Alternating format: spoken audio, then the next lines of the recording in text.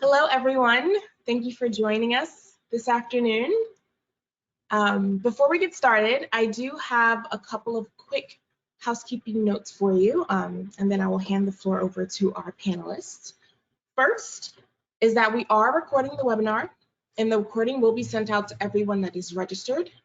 With that recording, you will also receive a copy of the slide deck, as well as a certificate of attendance, and any other resources that are referenced by our presenters today. And then there is a Q&A box for you. Take a second to find it. We do encourage questions. So if you have any questions throughout the presentation today, send them in. We will flag them and we will address them at the end of the webinar.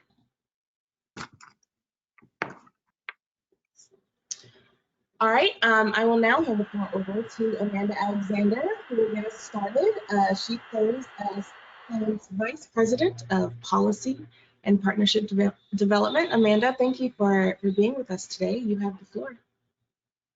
Thank you, Gloria, and welcome to all of our participants and panelists today for our discussion titled "The Future is Now: Using Stimulus Funding to Drive Equity and Equality." We have the pleasure of being joined today by three highly esteemed guests: Bridget Hamray, Danielle Ewan, and Lucy Reseo. I will begin by reading their bios, and then we will get started. So Bridget is the co-founder and CEO at Teachstone. Her areas of expertise include student-teacher relationships and classroom processes that promote positive academic and social development for young children. She has authored over 65 peer-reviewed manuscripts on these topics over the last 15 years. Her research documents the ways in which teacher-child relationships and teachers' social and instructional interactions support children's development and learning. Bridget, Dr. Hamray, is also the co-author of the Classroom Assessment Scoring System, commonly known as CLASS, in partnership with Dr. Robert Pianta. Dr. Hamray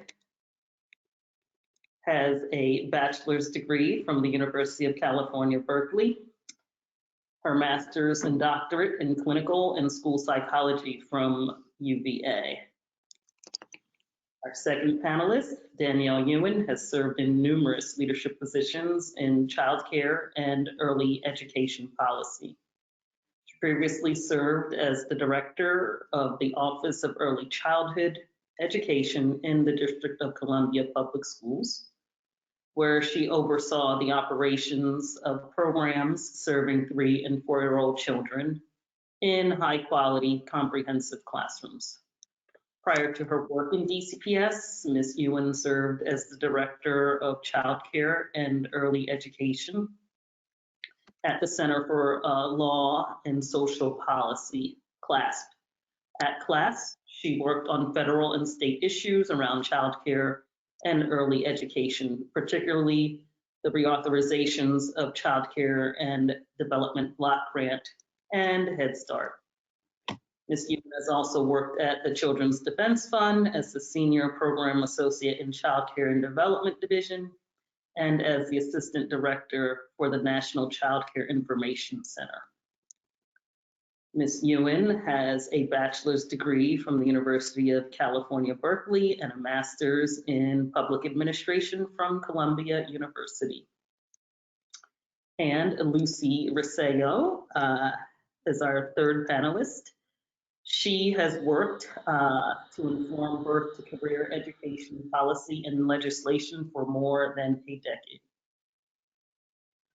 Lucy is a passionate community organizer who recognizes the power of collaborative relationships and partnerships. She has worked with children, families, and educators, elected officials, and a host of other stakeholders to create processes for meaningful constituent engagement and advocate mobilization.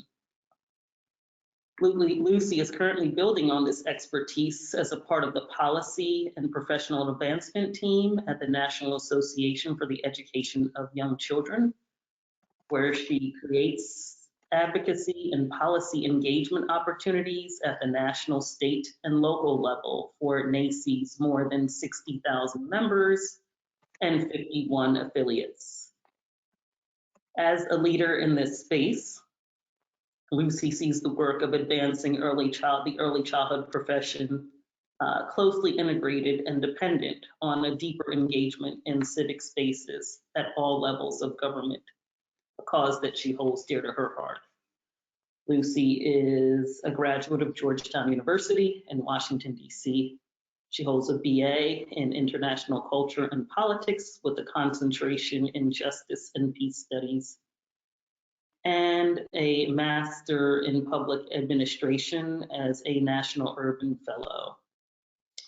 A native of the Dominican Republic, but a New Yorker at heart, Lucy enjoys exploring new countries and learning about new cultures.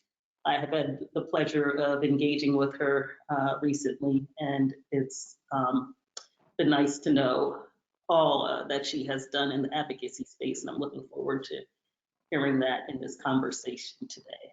So join me in welcoming Bridget, Danielle, and Lucy. We're going to move on now to take a quick poll and check in and see who is joining us. Perhaps you were a program administrator, district leader, state leader, coach, or teacher.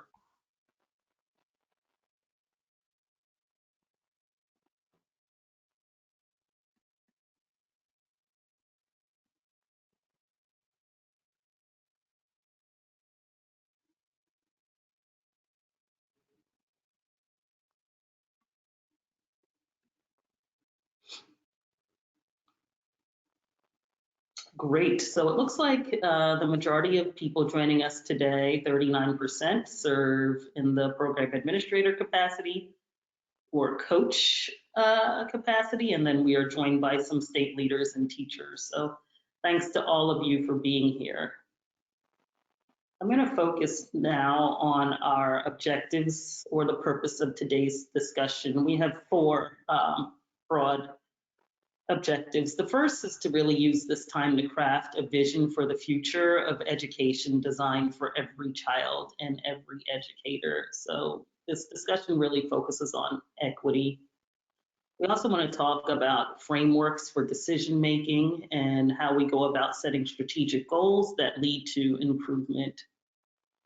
We also want to get clear on what the definition of quality and equity are, particularly in today's context and challenges. Those definitions vary, and so we'd like to add to that.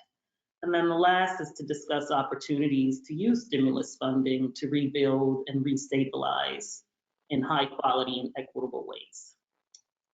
So let's get started with a video. This video comes from Teachstone's Interact Now Summit. This summit was just held in March. I started to say last month, but it's already May. And the keynote speaker was Dr. John Hodge. So Gloria, would you play this clip and then we'll ask our analysts to respond to it. The little boys on the left had the same 5th grade teacher, Miss Geraldine Dawson. Again,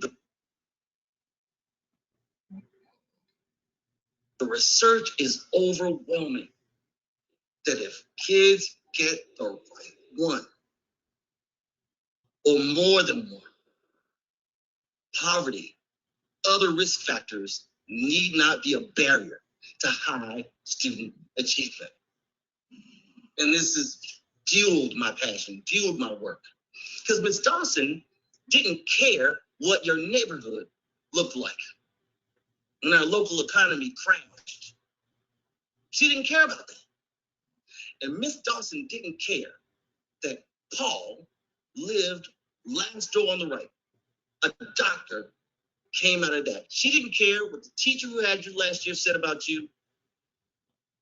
and she believed in us. I remember she believed we could make it. It was in her. She really believed it. She's the only teacher we ever had, the only one who came to our neighborhood. Leslie was a coach. She's the only teacher we ever had, kindergarten through 12th grade, who visited a house in our neighborhood. Miss Dawson told me to speak in front of the class without fear, even though I sounded funny. She told Ernie to keep dreaming. And she told Paul he could be anything. Why is this important? It's important because interactions matter. The interaction between teachers and students can have a huge impact on where they end up. So why are we at this conference? Why are we at the class summit? Our job, you should write this down if you can. Our job is to make the best of what we do so systemic that it does not matter which teacher you get. You don't luck up the luck of the draw and get Miss Dawson. No, everybody's Miss Dawson. The reason class was developed is so that the best of what we do in schools with kids is so systemic that it does not matter who you get. And why is this important to me? I honestly believe that if B-Boy had Miss Dawson, he'd still be with us today. So this is personal for me. The research is clear. The entire trajectory of a child's life can be changed for the better due to the actions of one person, one caring adult. The research and resilience is overwhelming about this fact. Thank you, Gloria. So panelists at this time, I would love for you to respond to this clip and this notion of the power of an individual teacher, of well-trained, highly skilled educators in a child's life.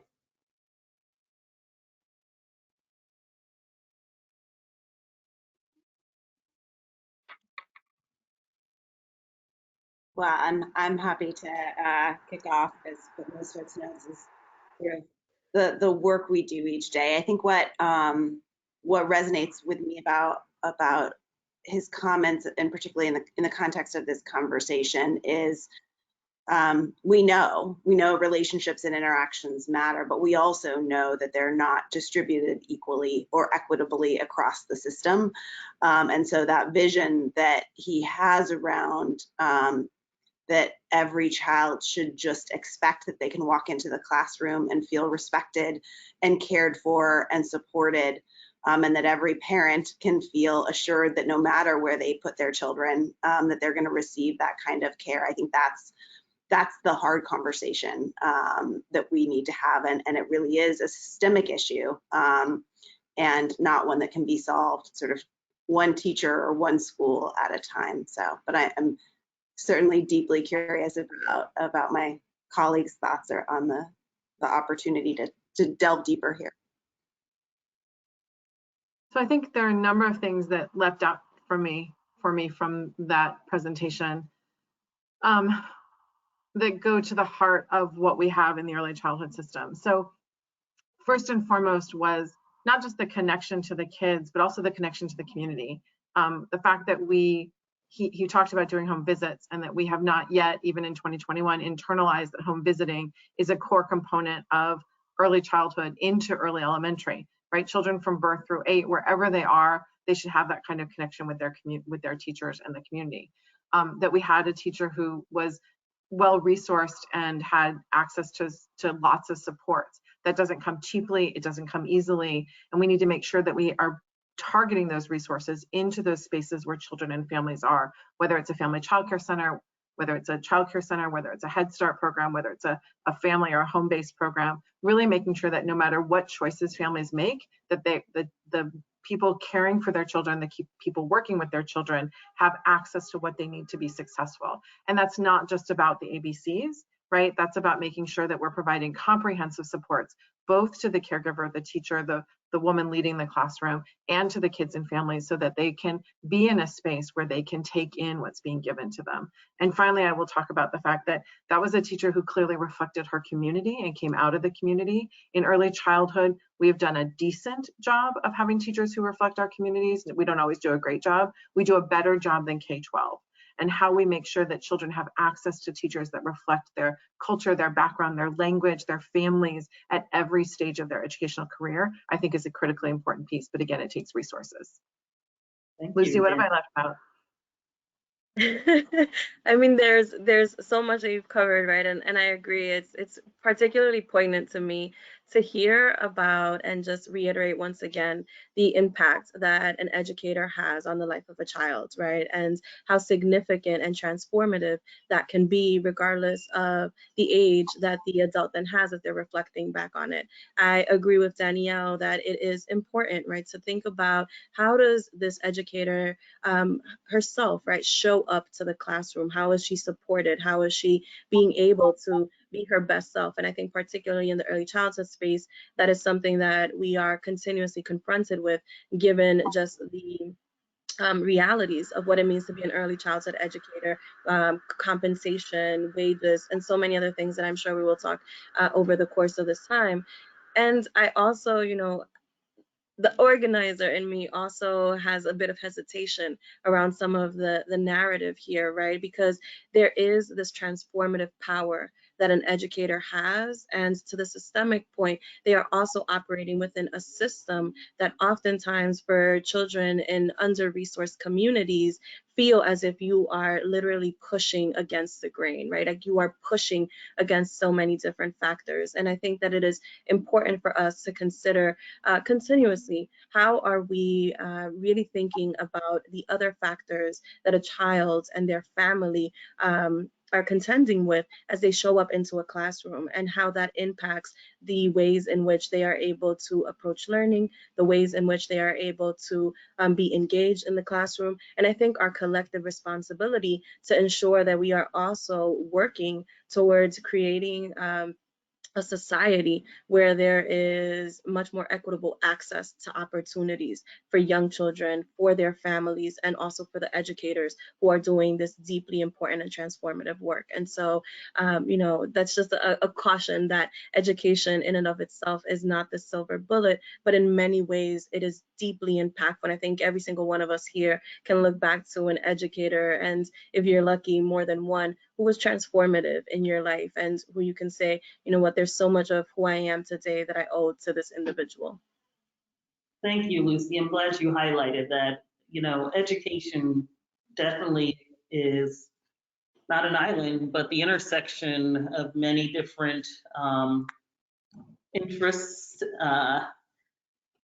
what particular groups and stakeholders have in mind. Politicians, it's huge. It's a part of a broader ecosystem. And I think that's a good segue to this next slide here, Bridget, which I would love for you to speak on. It sort of highlights your thinking on the establishment of a framework for decision making, strategic goal setting, and improvement efforts. And if you would like to share a few thoughts, that would be great before we move on to our questions. Sure. I am not looking at the slide. I want to make sure I'm in the right space. Well, it's a slide of a beautiful Black girl like me in the center, and around her is the school building, professionals in healthcare, there's a teacher. It's the idea here is very much to Lucy's point, that it's so much more than education that affects a child's academic and social outcomes in school. So that when we think about how we want to take advantage of all of the funding opportunities that are now, that we should do so with a comprehensive framework in mind. Yeah, I was actually just introduced to an idea that I imagine many of you have heard, which is the sort of metaphor of groundwater for the issues of racism and equity. So the quick idea being that if we see a fish dead in a pond, we might just go and look to figure out what happened to that fish. If we see many fish dying in a pond, we might go to fix the pond. But when we look and see pond after pond after pond with fish that are dying, we have to recognize that the problem is at the groundwater level. So I think this is and Lucy said this so clearly, this is a groundwater problem.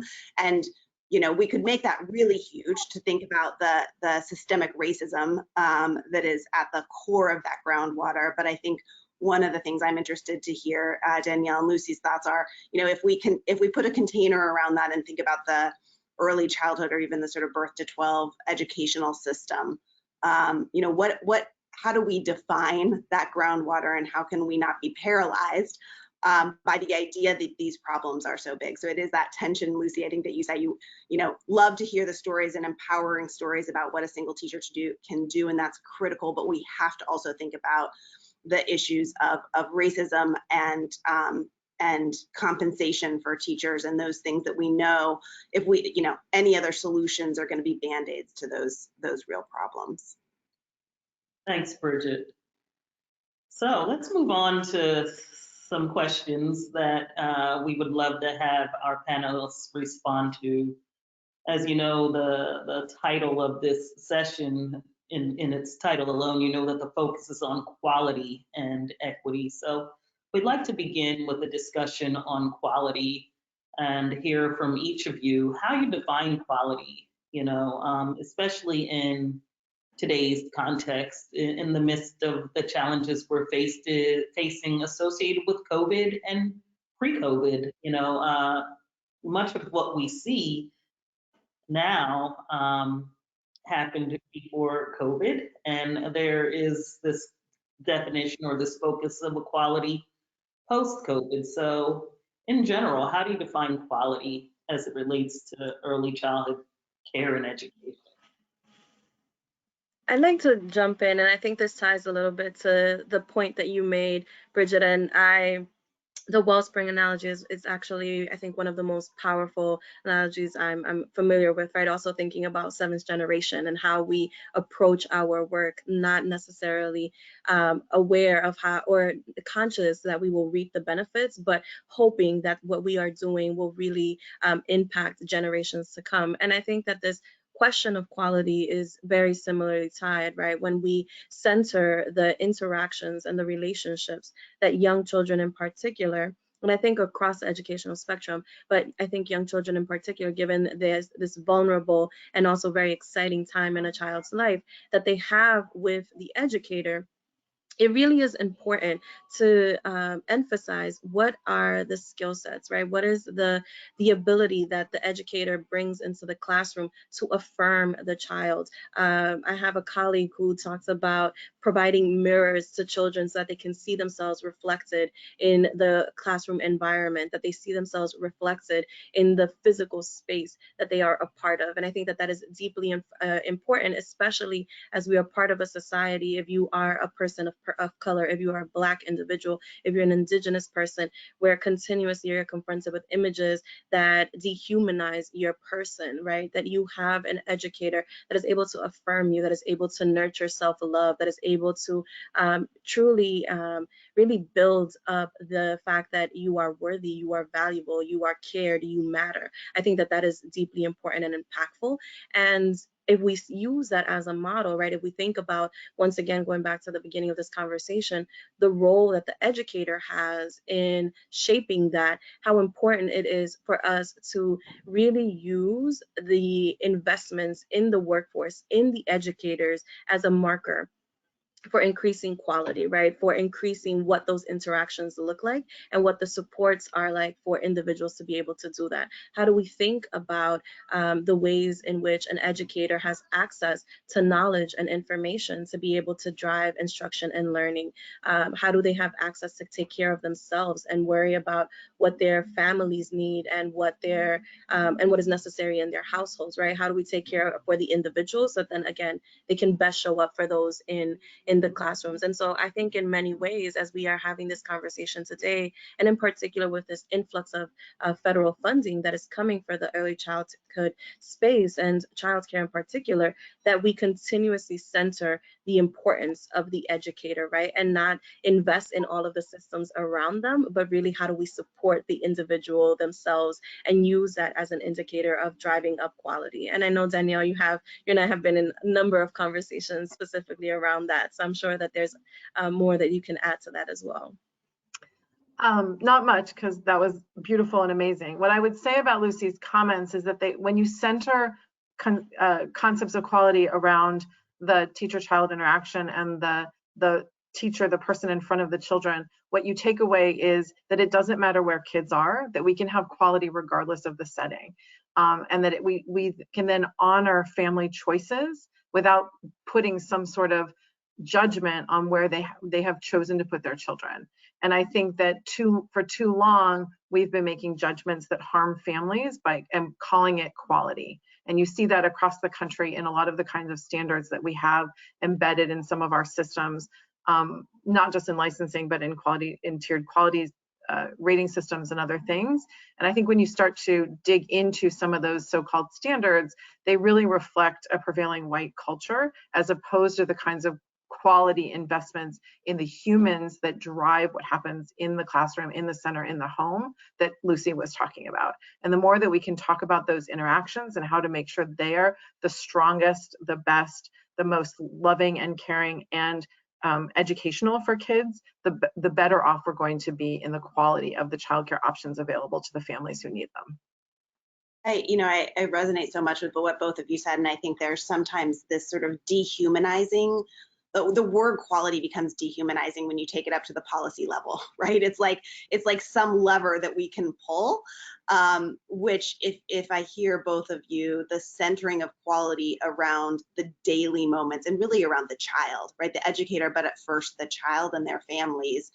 And so I think the challenge that we face to bring it back to this moment is, in this moment, if we have a shared vision of that being quality, how do you work from the system down with pulling the right levers so that you really are, Danielle, to your point, making sure to give every child and every educator and every family the experiences that are quality to them. And I think that's, something Amanda and I and others across the company have been talking a lot about, what role can we play as a tool that is used to define quality, that I think on the positive side really does resonate with educators in family childcare, in childcare across cultural and racial contexts.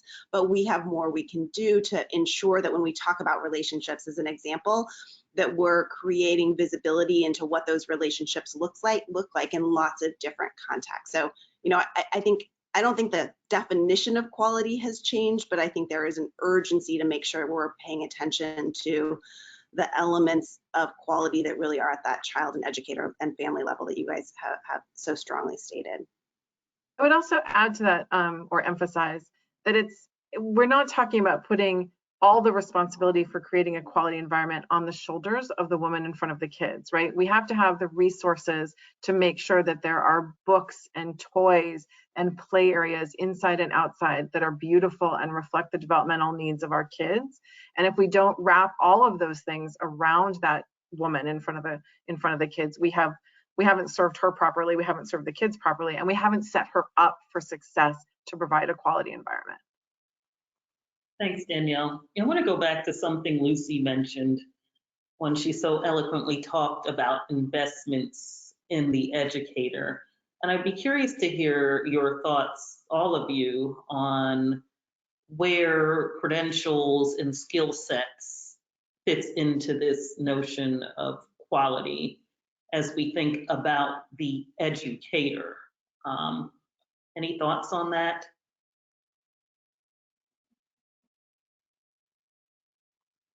I mean, one of the things I will say, we know that being an early childhood educator is deeply complex work, right? That truly we can say that anyone can become an early childhood educator, but there is a skill set to it, right? There is an understanding of child development. There's an understanding of what are the supports to be able to communicate what an educator is seeing in their interactions with the child, to be able to communicate that with the family. And oftentimes we have to challenge the perception of only a degree is what will get that for an individual, right? And I say that as someone who continuously is trying to refine, is there an elitism perhaps that is driving that notion, but also recognizing that there are many individuals, many women that I've had the pleasure of speaking with over the course of my time working at NACI in particular, who have said, it's not that I do not want to return to the classroom and get an advanced degree, it's that I don't have the supports to be able to do that, right? When you think about the demographics of the early childhood workforce, many of whom would be considered first generation, many of whom would be immigrants to this country that do not have the wherewithal to navigate that space. And even if you are someone who is native to the United States and you come from a community that is under-resourced or where there aren't images of what it means to navigate the higher education institutions, you also are at a disadvantage because you may not know how to navigate that space. And so when you think about that in the context of a workforce that is forced to survive on poverty level wages, then it is extremely challenging and also deeply unfair and inequitable to say you must obtain this degree, but we will not build around you the supports to be able to ensure that you can successfully meet that requirement. And at the tail end, once you've made this investment, that you will be able to see the benefits of what that means in the context of increased compensation, right? Better wages, better benefits, an actual vision of what it means to progress through this career so that there are additional layers and steps, right, to be able to advance, and we can start to really mitigate some of the stratification and hopefully eliminate the stratification that we see in this workforce. So in so many ways, there's an opportunity, I think, that higher education and an advanced degree offers to be able to bolster the passion, the commitment, and the dedication that so many educators display. But it is absolutely imperative that that requirement is put into place, that the supports are also embedded to ensure that individuals are able to successfully move through and graduate from those programs, and also that there is direct compensation benefits that are associated with reaching that goal. Thank you. Bridget or Danielle, any thoughts on the role of credentials, degrees, and skill sets, and definition of quality? Yeah, I might just say, and Lucy said it so well, I just think that sometimes we confuse. We want to professionalize the field. We want to ensure stronger compensation for our teachers, and we want quality. And I think sometimes it becomes easy to be lazy and think that if we just say that every teacher needs a degree, that that's going to create quality. But I think we have no evidence to suggest that it works that way. And so then people can back off and say, we don't want the degree requirements, but then we're sort of throwing aside concerns about compensation. So I think it is just being honest about the fact that we want well-compensated, professionalized teachers that meet the needs of their students. And we have to really think about that to go back to the sort of systematic. We really have to look at the system and understand how we're going to reach all of those goals simultaneously. And it's not just by, changing degree requirements. I don't think any of us are under the illusion that that's the solution, but we need some alternative solutions that are going to really help ensure all of those things can happen for our teachers and for our kids. Yeah, the only thing I'll add is this is an incredibly important conversation for our field, and Lucy laid out the challenges and barriers and the tensions inherent in the conversation. What happens a lot, and what we are trying to fight against, is that credentials are set up as the pathway to compensation. And when you have a field that is already living in poverty, that is dependent on public benefits, on food stamps, SNAP, on TANF, and other supports, you cannot say to them, we'll only help you if and when you do this on your own without any help, without any supports from us or any resources. So the compensation conversation has got to be addressed while also thinking about the right way to help people get credentials. But we cannot hold compensation hostage to this credential conversation, because we are losing providers every day who could be the people that are on that pathway to getting a credential because they can't afford to stay in the field. Costco pays more than early childhood. Well, Absolutely. especially when the data show that many of those teachers without degrees are providing a higher quality experience than teachers with degrees sitting in school buildings, right? So I think that the data don't bear out this idea that that to get quality, those things are necessarily connected, at least at the moment.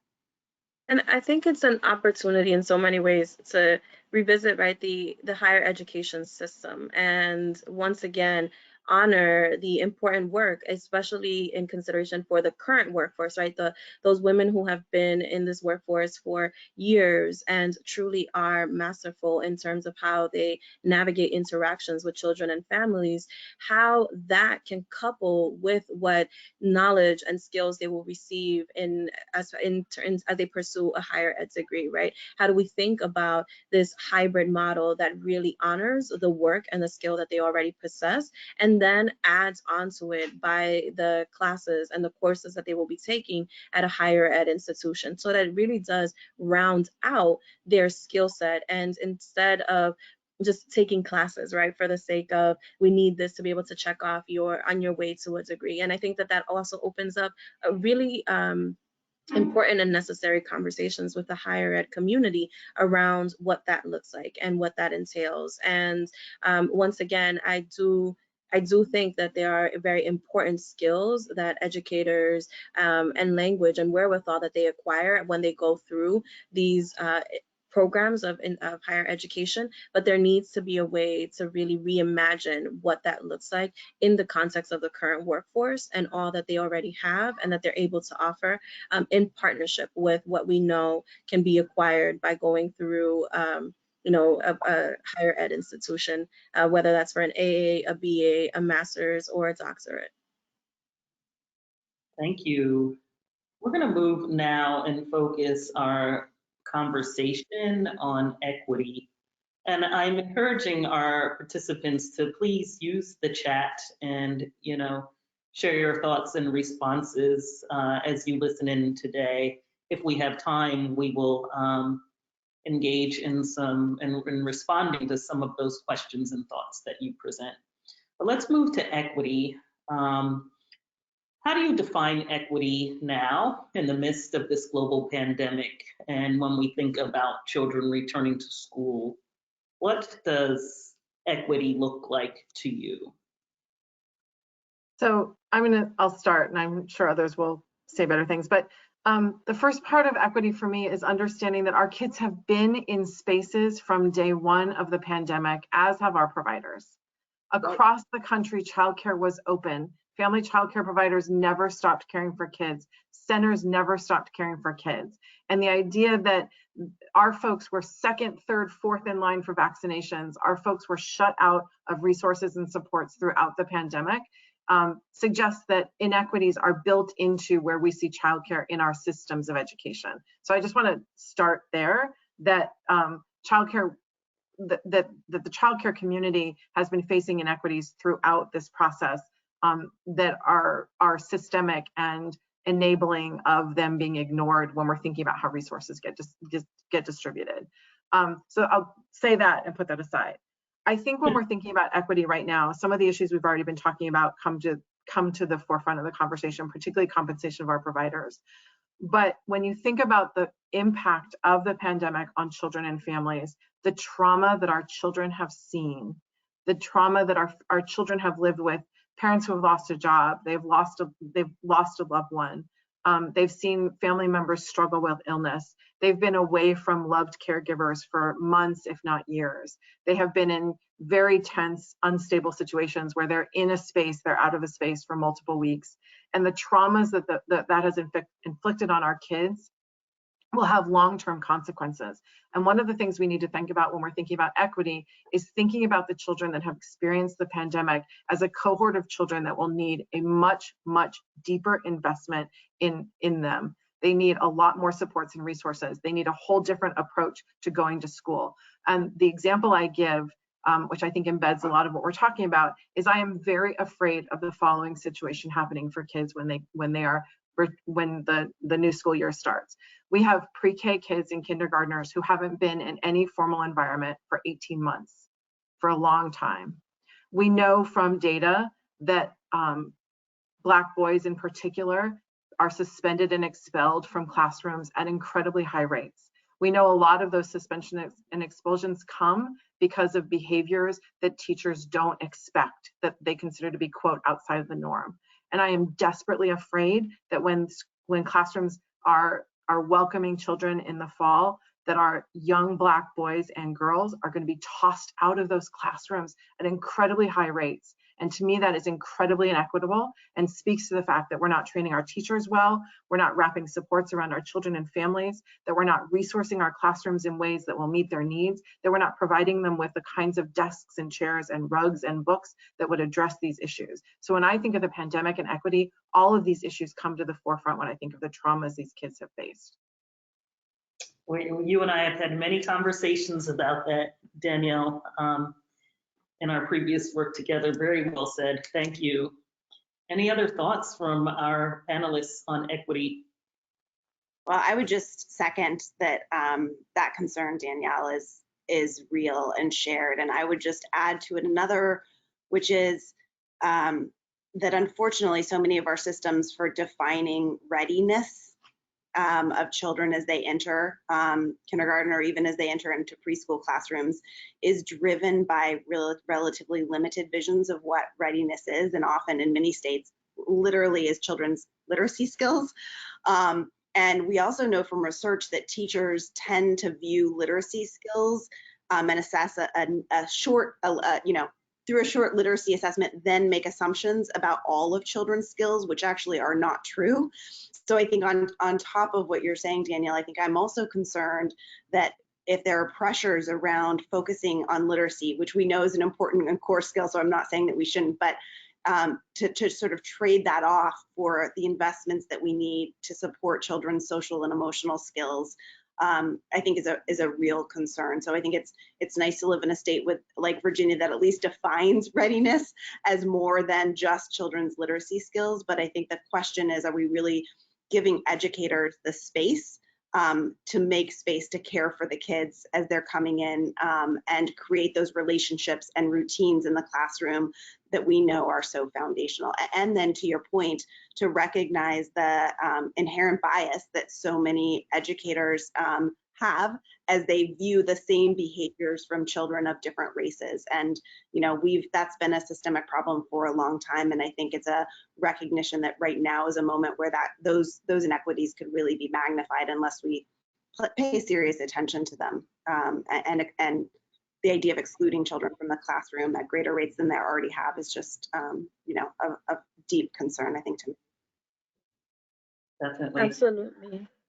And if I would add, I would go back to, the definition of equity remains the definition of equity before even the pandemic, right? Let us look at who are those within communities that have historically been underinvested in and have most acutely felt the pain, the pressure, and the burden of any pandemic, right? Right now, I think it's this health pandemic, but in so many ways, we have seen just the burdens of the racism that is pervasive in our society, of the sexism, right? Of, in so many ways, also hyper capitalism that has suppressed wages for so many individuals and has forced so many families, and particularly children across this country, to live in poverty, right? So as we are thinking about what does moving beyond this period, and especially in the context, again, of being in the early childhood space and all of the funding that our sector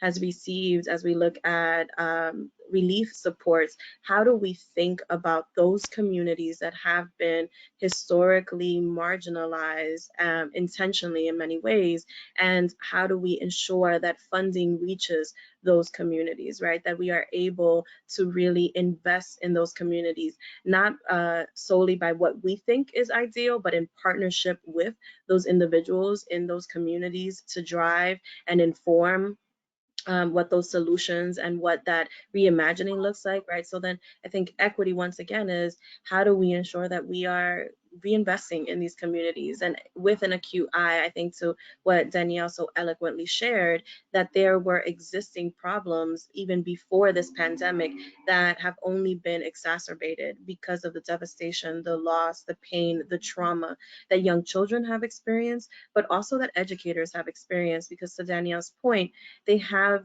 childcare did not close down. And so what does it mean to deal with that fear, that fright as an educator day in and day out, while you are also trying to tend to the needs of young children and be a support system for families, because we know that early childhood educators are trusted members of their communities, right? So thinking about all of those pieces, it behooves us to not approach this question from the same lens that I think equity will always have, of who is most feeling this pain, who is most feeling this burden, and how can we ensure that whatever solutions we're conceptualizing truly are meeting their needs and are being designed in partnership with those communities that have been identified as needing those resources the most. Thank you, Lucy. And that is a nice transition to our next question. As you know, there's been a huge influx of COVID dollars being made available to states and the school districts, billions of dollars. What opportunities do you see to use stimulus funding to rebuild and restabilize ECE? Well, I'll give a short example, but I want to hear my colleagues who have probably thought about this more than I. But I think just to because we've been talking a little doom and gloom, and for good reason, but I think there are things that we've learned in the past couple decades that can work, and I think that's important to talk about. And so one, the fear here is that, as an example, as we move to universal preschool, that's just going to put more resources to a subset of where our 4-year-olds are right now, as opposed to really thinking about where families want their 3- and 4-year-olds to be. But I think of a story out of Rapides Parish in Louisiana, with a consistent sort of measure of quality that their superintendent, and this is a couple of years ago, sort of looked at the data year upon year and was able to see, as he looked at I'm getting all of these 5-year-olds as kindergartners into my school, but I know they're in a variety of family childcare, Head Start, and state pre-K coming into me. And what he saw was big differences in quality, but we also recognize, Danielle, to your point, is huge inequities in the resources those teachers were being provided to get to quality. And so he took his own title funds and used them to support family childcare, and Head Start teachers to improve. So I think it's a good example of the ways in which, a part of this is that we need to be careful as we create a universal system not to make those inequities worse. And it means spending more dollars, making sure that we have high quality right now for our Black and Latinx and our children living in poverty before we move on to funding a system at a universal level. So that's not to say, yes, universal, but let's make sure that we get quality where it needs to be as we move forward. Thank you. Danielle and Lucy, how should we spend this money? Lucy, you want to start? I agree with Bridget. There has been a lot of devastation and so much loss, but in many ways it has challenged our society writ large to rethink how we approach certain policies and how we think about certain strategies. And one of the things that we know has really allowed programs, in particular those that work with children who have the highest need, right, those that rely on subsidies or utilize the subsidy system, has been a shift that many states utilize of paying based on enrollment as opposed to attendance. And that created much needed stability for programs. And so I immediately think that that is one strategy and one opportunity that states can implement of making that a permanent change, right? Of making that a permanent shift. I also think that there is significant opportunity, and this goes back to Bridget's point of as quick as we may be to try and identify solutions, to just pause for a second and look at the existing systems and the ways in which they are already exacerbating inequity and truly penalizing in many ways programs, especially those across different settings, right? For individuals who are program administrators to think, how do I ensure that whatever grant funding is made available through the stabilization funds that are part of the American Rescue Plan or the fund that was passed in December, the SRSA dollars, that it is accessible by those who are in center-based as well as in family childcare, right? How are we addressing the application process to make it as intuitive and as accessible? Thinking about language access as well, thinking about terminology and the requirements to be able to receive the funding and what that looks like.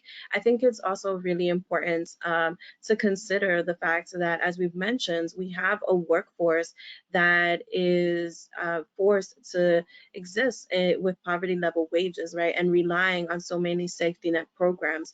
And so we would be remiss to not use the stimulus funding to address compensation by providing either hazard pay or additional supports that translate into funding for the workforce. And in doing that, that we also are paying a careful eye to not then create a cliff for educators because they've received this funding, they've received this boost in their compensation that now they don't have access to those programs, right? So really thinking about how do we ensure that there is a stabilization, right? And eligibility requirements are adjusted for those safety net programs that many educators rely on, so that this doesn't become then an unintended consequence that we can, I think, very easily help to resolve.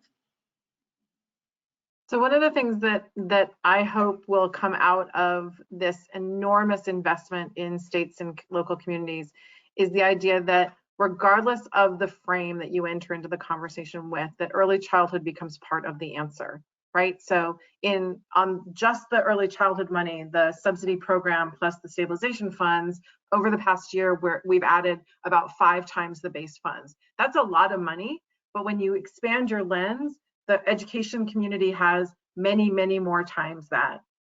States and local communities got many times that in the American Rescue Plan. And regardless of what the source of the funds are, every solution to a community's issues addressing the pandemic should include early childhood. So as school districts are thinking about how to spend those billions of dollars, if they're not asking themselves, what is our approach to early childhood? How can we support the early childhood community? Where is the table that is being set to think about how to address compensation for early childhood providers, how to make sure that wherever kids are, they have the highest quality experience, that we have those resources in place, that we're doing developmental assessments for every single child in our district, that we are doing child find in a way that really means that kids will have access to early intervention as soon as possible, that we're using stabilization dollars to truly stabilize providers so that they can look to the future and really think about what kids and families and their programs need, that as a state or a local community, that we're looking at the dollars in hand that are designed to help build economic development and to stabilize the county or the city's economy. How can we make sure we're contributing to early childhood in a way that will help families go back to work, to get jobs, to stay in the economy in a meaningful way? So really, regardless of what the source of the funding is, having a systemic approach to making sure that we are strengthening the early childhood system. And I'm just going to say here that one of the pushbacks that Lucy and I get all the time is those are big ideas and you have stars in your eyes because these are very short-term dollars. I actually don't care that they're short-term dollars. Every dollar is a short-term dollar in state budgets. We have money to address 2.5 years of a child's life. If we're talking about kids that will be 5 at the end of this, we can impact literally half of their lifetime. If somebody said to you that you could have that much impact on a child's life, why wouldn't you take that opportunity? And so really thinking about the systemic opportunity these dollars provide to us. The other thing I will say about the quote short-term piece is that the 2.5-year timeline for most of these dollars gives us an opportunity to do really in-depth analysis of how we're using other funds, right? Are you using your current Title I funds in ways that really yield the same benefits as these investments in early childhood? I would argue that in many districts across the country, you're not, that you're spending money on some program that has been in existence for 35 years, that somebody's cousin's brother's aunt created years ago, and nobody's ever looked at the budget, and suddenly we realize, wow, we could use that money in a different way. I would argue that states and communities are doing the same thing with some of their general revenue. I would argue that in early childhood, there are ways that we could use dollars more effectively to address compensation, particularly in how we structure our quality rating systems. So really using this time to have an impact that is systemic, that brings the different pieces of the places where children are together, and uses this as a timeline to really think about how to use dollars most effectively down the line. Thank you. And thanks to all of you. We have a few moments left, and I would love to turn it over to our audience for some questions. Gloria, would you be able to share some that we have received from some panelists? From some participants, rather? Certainly. One question that came in is, so is the answer completely dismantling, is the answer to completely dismantle a systemically flawed, racist, prejudiced, and abusive education system? Or do we create subsequent educational institutions that become the standard in measuring? That's a loaded question. Does anyone want to take a stab? All right, can we repeat the question once again? Certainly, Lizzie. So is the answer completely dismantling a systemically flawed educational system, or do we create subsequent educational institutions that become the standard?